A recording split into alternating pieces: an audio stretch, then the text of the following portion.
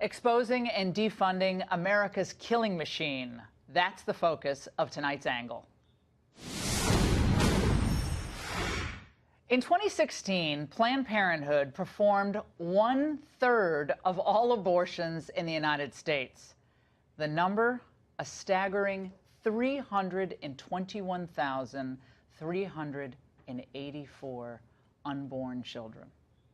Despite laws prohibiting the federal funding of abortion, Planned Parenthood received more than $500 million in government grants and reimbursements last year.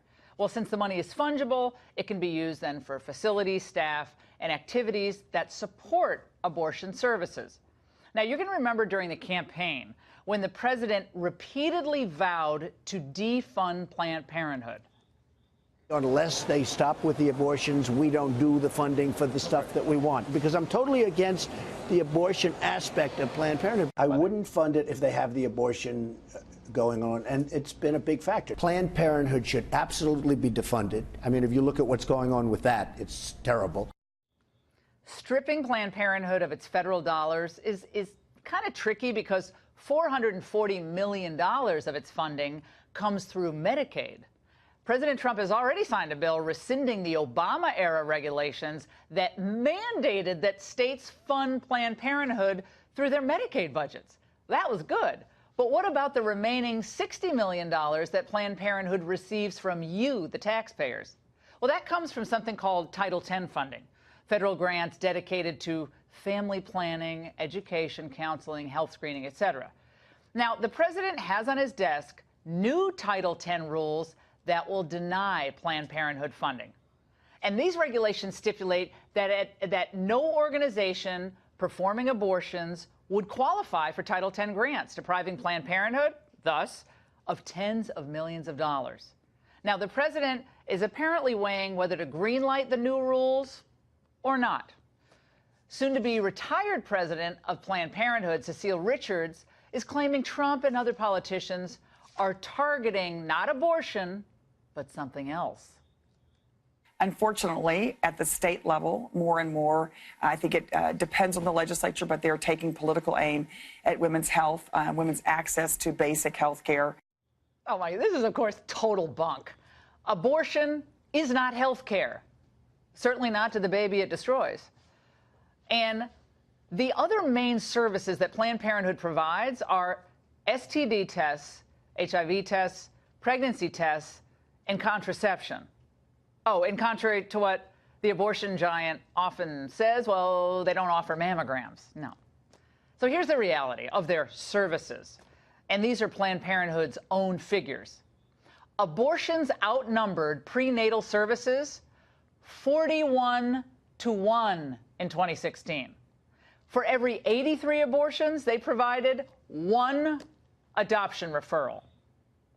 1. The organization performed about 200% more cancer screenings back in 2006 than last year in 2017. So it's going the other way for cancer screenings. And of the 2.4 million clients they saw last year, Planned Parenthood only offered about 32,000 family practice services. Okay, out of 2.4 million. Let's be brutally honest here. Abortion is Planned Parenthood's stock and trade. It's their only specialty, and it's their cash cow. And by funding them, the federal government is depriving the 13,000 qualified actual health care centers their money that they would otherwise offer more women's services than the Planned Parenthood, an IUD, and a quickie abortion. So those other great clinics, they're out of luck. Trump was terrific in exposing this abortion racket and the Democrats' obsession with it. He did it in the last presidential debate. I loved this moment. Donald has said he's in favor of defunding Planned Parenthood. He even supported shutting the government down to defund Planned Parenthood. I will defend Planned Parenthood.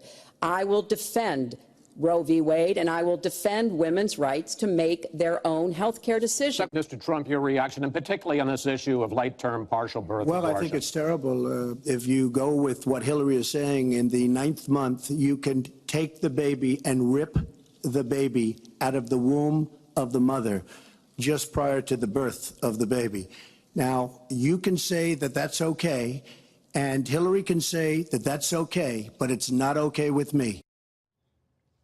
Monica Crowley and I were in the Fox trailer watching the debate at that moment, and I looked at her, I said, he just won the election. That was one of the best moments for Donald Trump, period. It's awesome. Well, for the president, these new Title X regulations are an opportunity to fulfill a campaign promise, to complete what he started by rolling back the Obama Medicaid regs, and also a chance to give real health care providers a shot at federal funding. In fact, that Congress fully funded Planned Parenthood in the omnibus bill was and is a complete outrage. My blood is still boiling about that.